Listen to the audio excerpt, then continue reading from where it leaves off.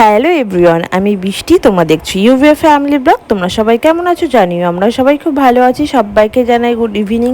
তো আগের দিনের ব্লগগুলো তো দেখিয়েছো, আমি কিন্তু দিদি বাড়িতে ছিলাম দুদিন। তো তারপরে হচ্ছে আজকেই আর কি এসছি বাড়িতে, সকালবেলা রান্না বান্না সেরে। আর কি তোমার দাদা ভাইয়ের দোকানটা হঠাৎ করেই বন্ধ হয়ে গেল, ওর জন্য ভাবলাম কি করবো বাড়িতে বসে, জানো তো একদম ভালো লাগছিল না। আচ্ছা, তোমাদের যদি ভালো না লাগে বা মনটা অস্থির অস্থির করে, তোমরা কি করো জানো তো? আমার যদি মনটা ভালো না লাগে, অস্থির অস্থির করে, তাহলে আমি কি করি, আমি গাছ কিনতে যাই। গাছ কিনলে কিন্তু মনটা একদম ভালো হয়ে যায়, আর গাছেদের সাথে সময় দিলে কিন্তু একদম মনটা ভালো হয়ে যায়।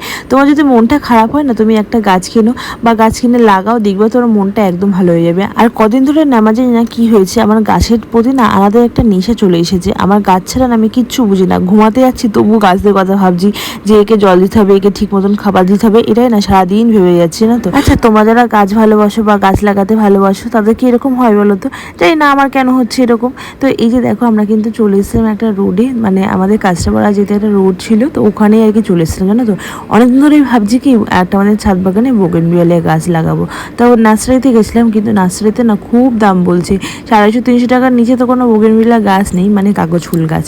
তো ওর জন্য কী ভাবলাম, তাহলে এখান থেকে একটা ডাল নিয়ে যাই, ডাল নিয়ে গিয়ে লাগাই, দেখি হয় নাকি। এই বোগেনভিলিয়া গাছটা কিন্তু মানে সাদা কালারের আর কি ছিল, অনেক ধরনেরই আর কি ভ্যারাইটিস ছিল।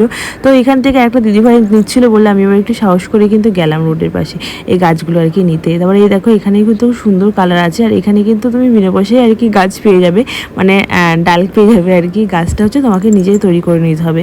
তো জানি না ডাল লাগিয়ে কতটা সাকসেস পাবো, তো তোমাদের অবশ্যই শেয়ার করবো যদি গাছটা হয়। আমাদের এখান থেকে কিন্তু অনেকগুলো ডাল নিয়েছিলাম, মানে ভালো ভালো দেখে আর কি, একটু বাদামি বাদামি দেখে, সেগুলো কিন্তু হবে। আর এমনি কুচিগুলো কিন্তু একদমই হবে না শিকড়। তো এই দেখো, এখান থেকে কিন্তু কয়েকটা তুলে নিয়েছিলাম।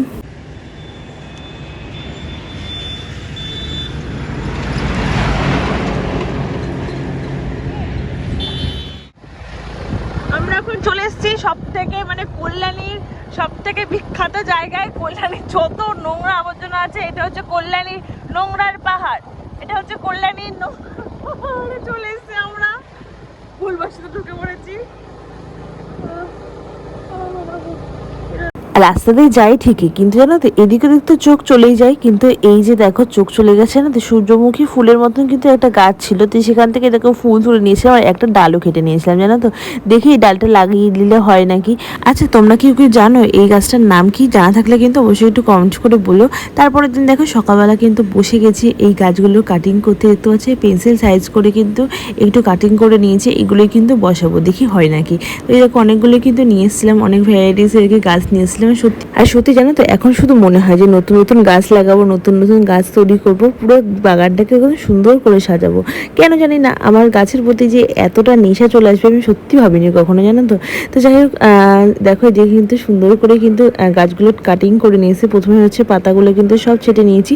পাতা থাকলে কিন্তু একদমই শিকড় গজাবে না, ওর জন্যই কিন্তু দেখতে পাচ্ছ সুন্দর করে কিন্তু কাটিং করে নিচ্ছি এই ডালগুলো। তো চলো তাহলে সুন্দর করে কাটিং করে নিই, তারপরে কিন্তু এই ডালগুলো বিকালবেলার দিকে লাগিয়ে দেবো। আর এই যে দেখো, তারপরে কিন্তু বিকালবেলা চলে এসলাম ছাদে, আর এই যে মাটি তৈরি করছি কিন্তু এখন। তারপর মাটি তৈরি করার পরে এদিকে তো চিনি তো দেখতেই পাচ্ছ কত সুন্দর করে কিন্তু বসে রয়েছে দিদিদের সাথে, আর মিষ্টি একটু ভিডিও করে দিচ্ছিল।